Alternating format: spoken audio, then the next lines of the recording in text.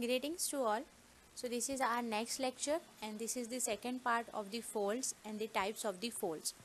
So in the previous lecture we have seen the types of fold and what is fold, and in today's lecture we will going to see the other types of the folds. So let's start with the types of folds.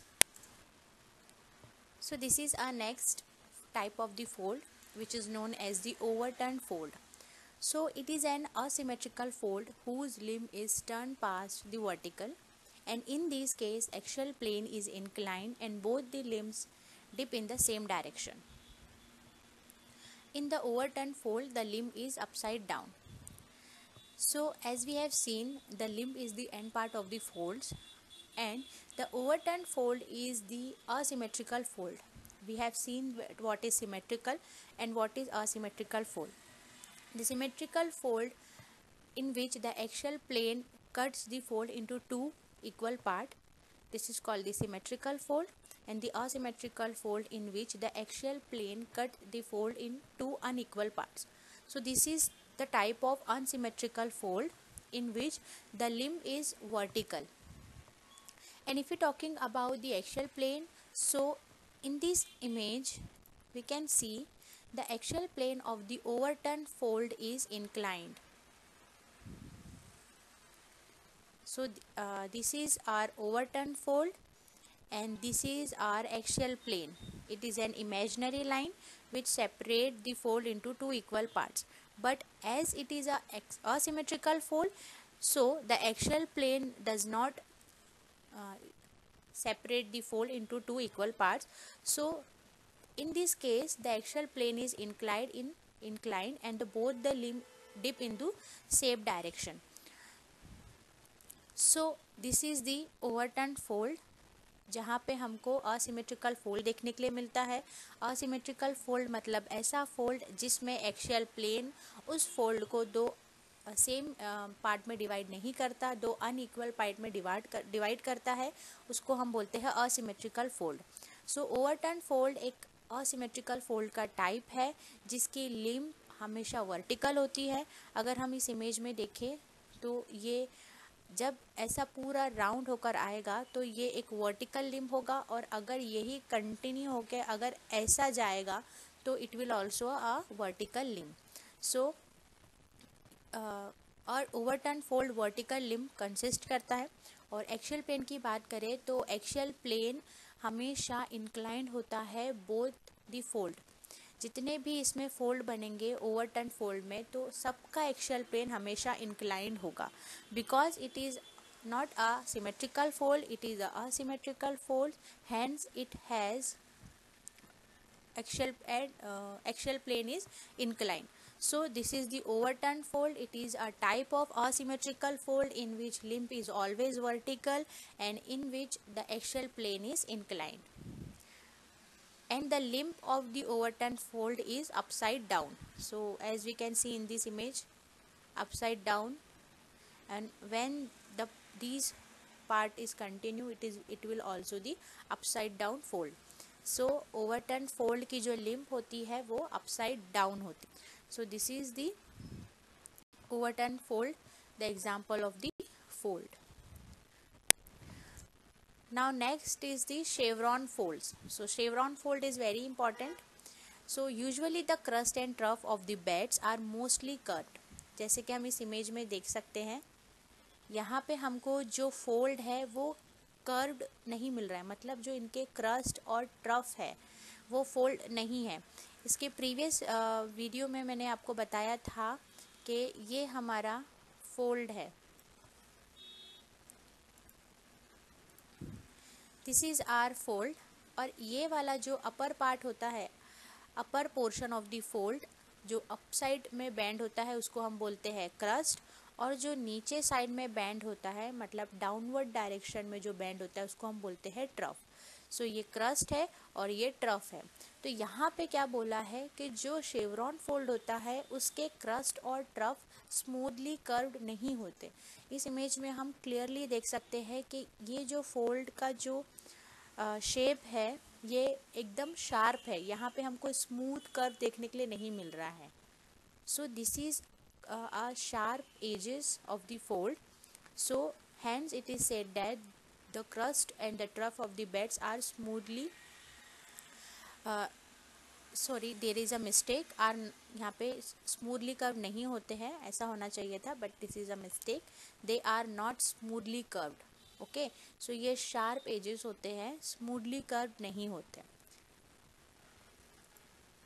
सो यहाँ पे not होना चाहिए.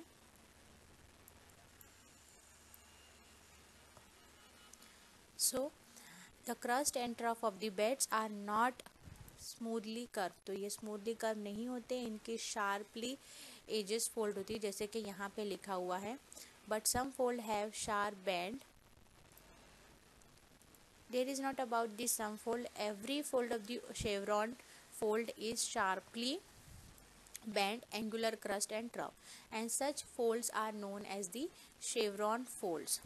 So chevron fold एक ऐसा fold है जो कि जिसमें उसका क्रस्ट और ट्रफ स्मूथली कर्व नहीं होते हैं, वो शार्पली होते हैं, जैसे कि इस इमेज में हम देख सकते हैं.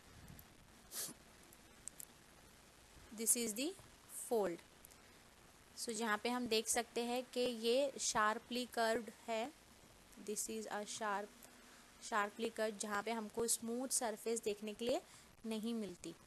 तो इस टाइप के फोल्ड को हम बोलते हैं chevron fold. So this is very important. Chevron fold is a type of fold in which the crest and trough of the beds of the fold it's not smoothly curved, it have the sharply edges or sharply bended surface. So this is called the chevron fold, and this is the image of the chevron folds. Next, isoclinal fold. So isoclinal fold have parallel limbs, and this is called the isoclinal fold. In this case, limbs dip at the same angle and in the same direction, and these folds may be vertical or horizontal. So isoclinal fold दो type के होते हैं. एक होता है isoclinal fold और एक होता है आइसो इनक्लाइनल फोल्ड. तो इसमें क्या होता है, जो आइसोक्लाइनल फोल्ड होते हैं उनके जो लिम्स होते हैं वो पैरेलल होते हैं एक दूसरे के. मतलब इस तरीके से कुछ.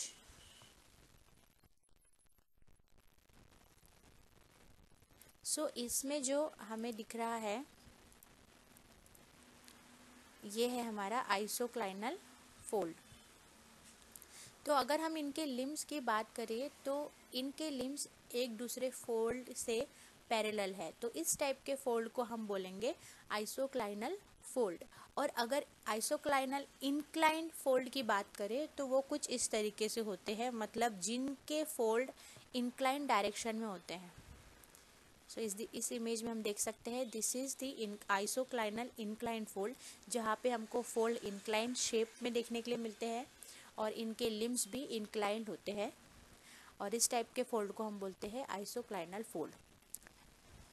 सो बेसिकली आइसोक्लाइनल फोल्ड की पैरेलल लिम्स होते हैं, उनको हम बोलते हैं आइसोक्लाइनल फोल्ड. और जिन फोल्ड के लिम्स पैरेलल नहीं होते, उनके लिम्स इंक्लाइंड होते हैं, तो उनको हम बोलते हैं आइसोक्लाइनल इंक्लाइंड फोल्ड. और ये आइसोक्लाइनल इंक्लाइंड फोल्ड की इमेज है, और this is the isoclinal fold. और one more thing is that in this case limb dip at the same angle and same direction. So isoclinal fold की बात करें तो obviously उनके जो लिम्ब है वो सेम एंगल में डिप करेंगे और सेम डायरेक्शन में डिप करेंगे because they are parallel with each other. But अगर इंक्लाइन आइसोक्लाइनल की बात करें तो यहाँ पे जो लिम्ब है वो एक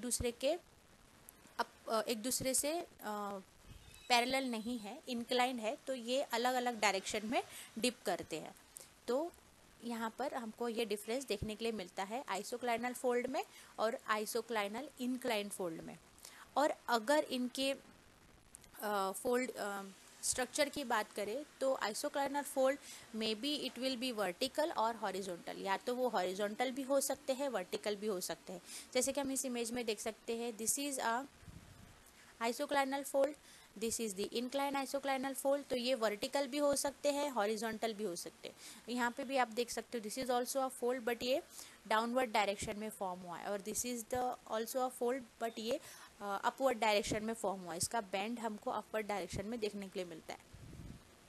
सो this is the isoclinal fold, and this is also the fold, but ये जो फोल्ड है ये कम्प्लीटली डेवलप नहीं हुआ है। तो ये आइसोक्लाइनर और इनक्लाइंड फोल्ड के बीच में जो एक फोल्ड होता है उसको हम बोलते हैं क्लाइनल फोल्ड। तो it is just a clinal fold, ना तो ये आइसो है ना ही ये इनक्लाइंड है, तो it is just a between the isoclinal and inclinal fold. So this is the clinal fold. Now next है हमारा fan fold. So it is also very important. In fan fold is an upright fold in which both the limbs are overturned, and in anticline limbs dip towards the axial plane, and in syncline fold they dip away from it. And it is formed in the anticline fold, which is much compressed by the intensity of compressive forces below while they open out above. And if the crust and the trough of the fold is generally rounded. So basically fan fold हमें सबसे ज़्यादा एंटीक्लाइनल fold में देखने के लिए मिलता है। हमने इसके प्रीवियस वीडियो में देखा है कि what is anticline and what is syncline. So anticline मतलब एक ऐसा फोल्ड जो कि अपवर्ड कॉन्वेक्स सरफेस शो करता है, जो कि अपवर्ड कॉन्वेक्स होता है, उसको हम बोलते हैं एंटीक्लाइन। और जो डाउनवर्ड सरफेस शो करता है, मतलब डाउनवर्ड कॉन्वेक्स बोल सकते हैं या डाउनवर्ड कॉन्केव सरफेस बोल सकते हैं, उसको हम बोलते हैं syncline. So this is the anticline surface and this is the syncline surface. So ये है हमारा एंटीक्लाइन और ये है हमारा सिंक्लाइन। तो हमें फैन फोल्ड सबसे ज़्यादा एंटीक्लाइन फोल्ड में ही देखने के लिए मिलते हैं। और ये कैसे बनते हैं? अगर कंप्रेसिव फोर्सेस ज़्यादा अप्लाई हो जाए एंटीक्लाइन फोल्ड में, तो क्या होता है, जो ऊपर का पोर्शन रहता है वो बल्ज हो जाता है, ज़्यादा बड़ा हो जाता है, और जो उसके जो लिम्फ है, फॉर एग्ज़ाम्पल अगर यहाँ से हमको कंप्रेसिव फोर्स मिल रही है,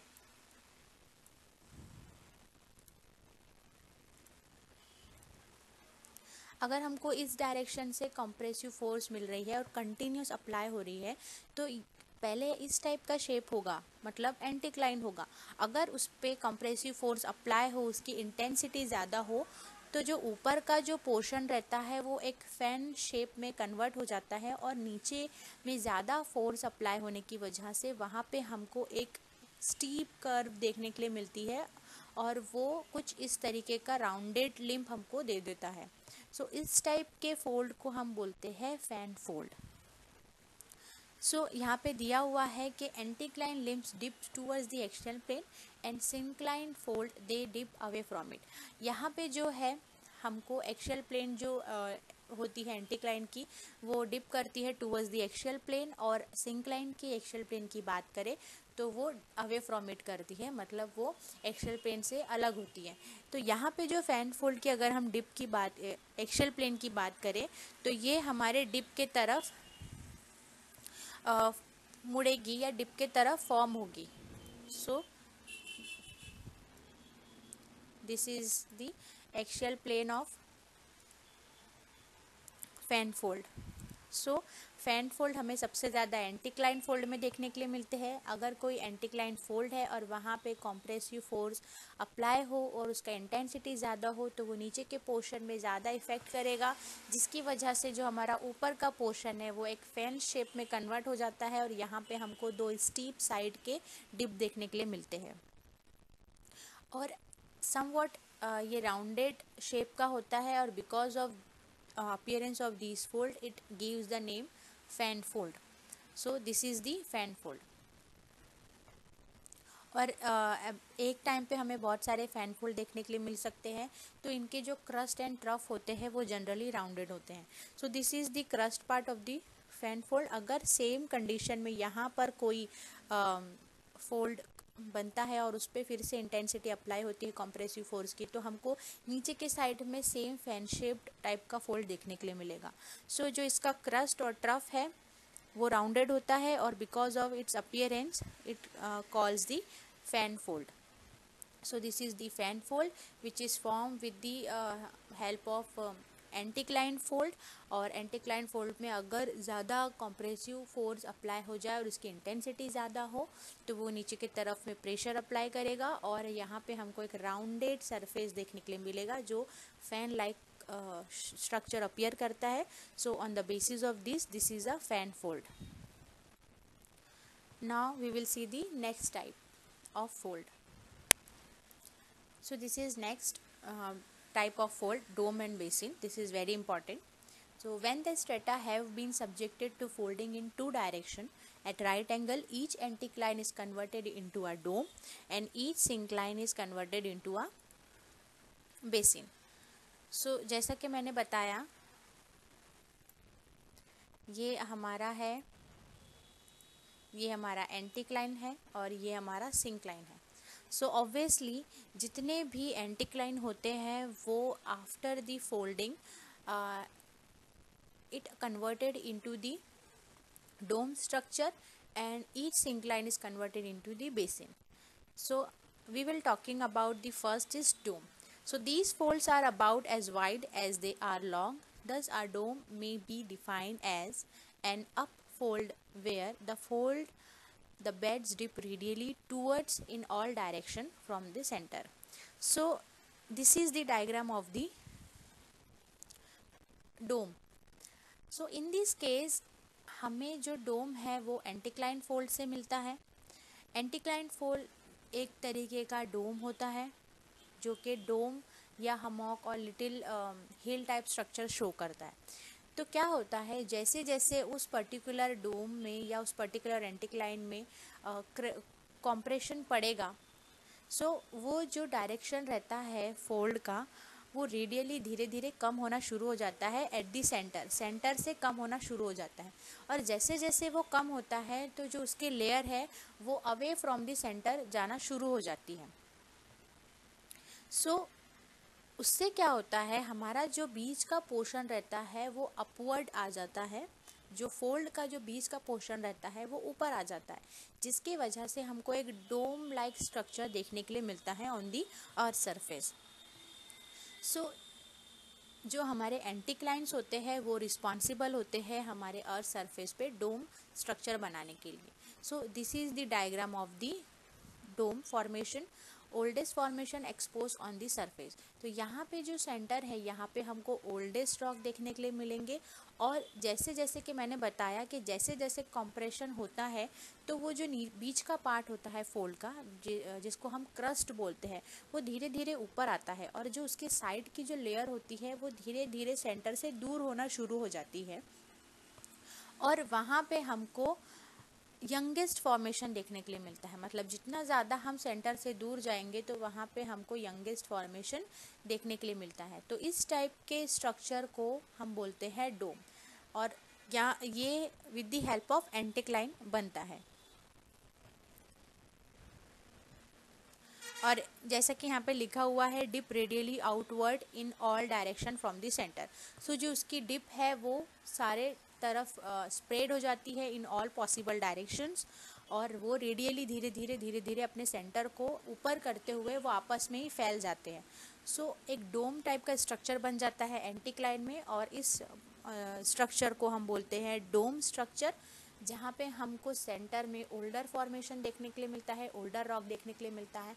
वहीं जैसे जैसे हम सेंटर से दूर जाएंगे हमें यंगेस्ट फॉर्मेशन देखने के लिए मिलेगा।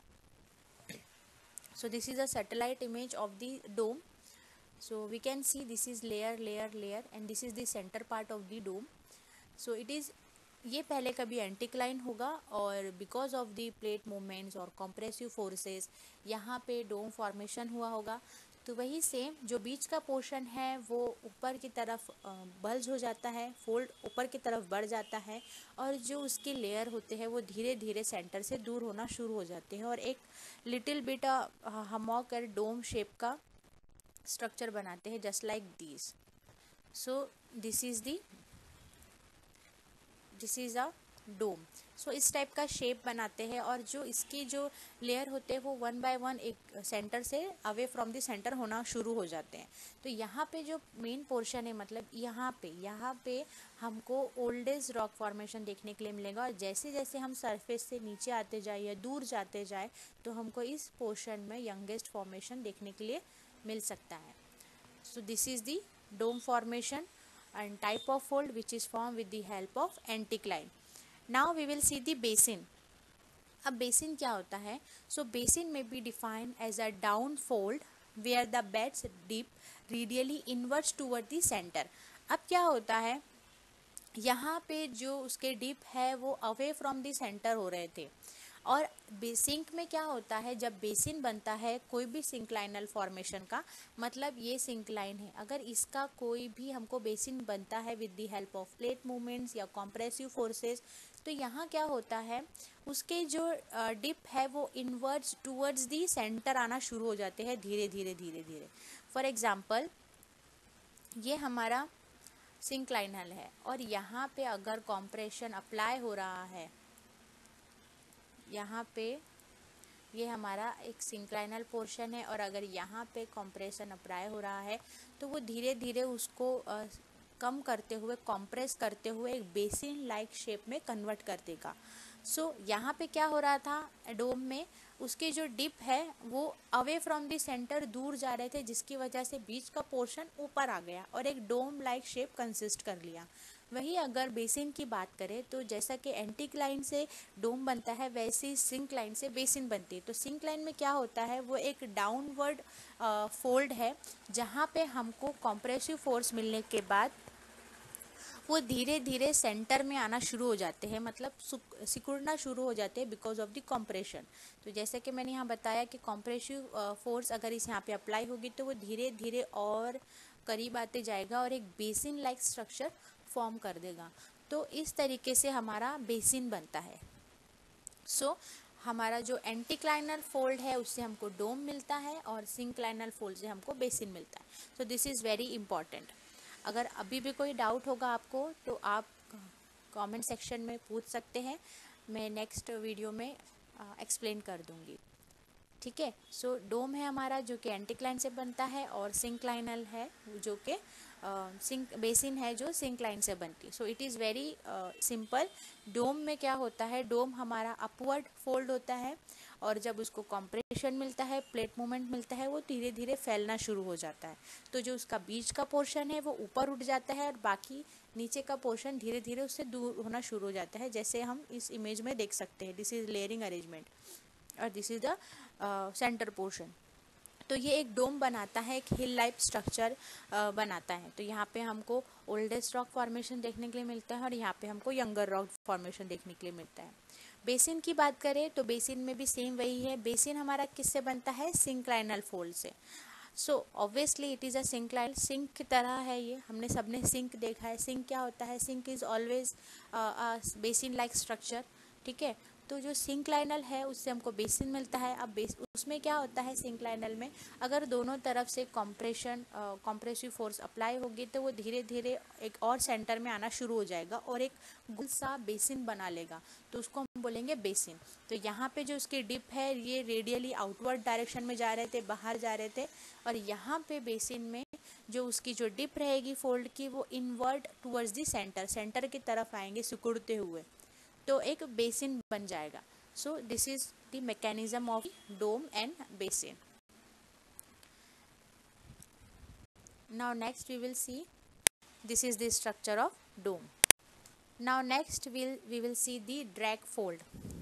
So drag fold, these are the minor asymmetrical fold within major folds but confined only to incompetent beds which are sandwiched between the competent formation.